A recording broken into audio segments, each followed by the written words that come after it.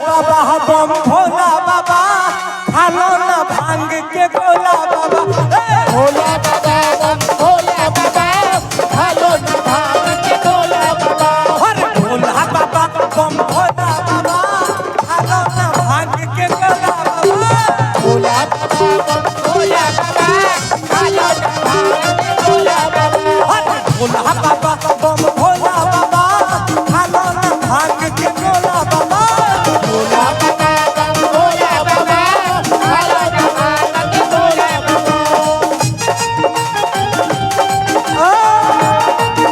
बोले भोला बाबा की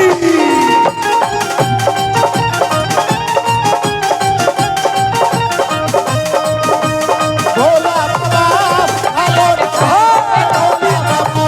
भोला बाबा बम भोला बाबा खालो न भांग के गोला बाबा। ए भैया कि काहे रूसल बड़ा हो आँख खोला हो काहे रूसल बड़ा हो आँख खोला हो मुख से कुछ बोला हो काहे रूसल बड़ा आँख खोला हो मुझे कुछ बोला हो। काहे रूसल बड़ा आँख खोला हो कुछ बोला हो। काहे रूसल बड़ा हो आँख खोला हो मुख से कुछ बोला हो काहे रूसल बड़ा आँख खोला हो मुझे कुछ बोला हो। भोला बाबा बम भोला बाबा खालो न भांग के गोला बाबा।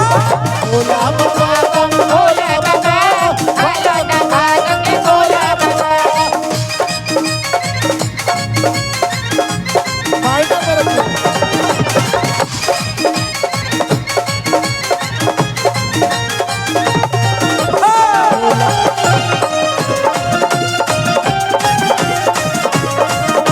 भैया बंद करिए, एक मिनट बंद करिए तो बंद करिए। ए भाई साहब, अरे यार क्या कमेटी वाले लोग कौन हैं, कहाँ हैं कमेटी वाले लोग कौन है भैया यहाँ पे? माइनर में रखिए। कमेटी के लोग हैं कोई यहाँ पे? ऐसे प्रोग्राम ऐसे गाना गवाया जाता है?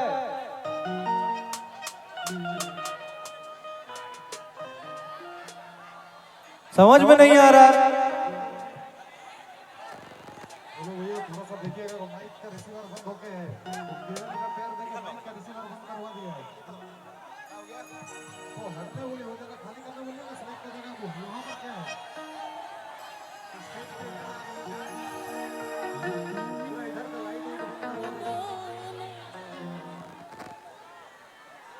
माइनर में रखिए, पूरा माइनर।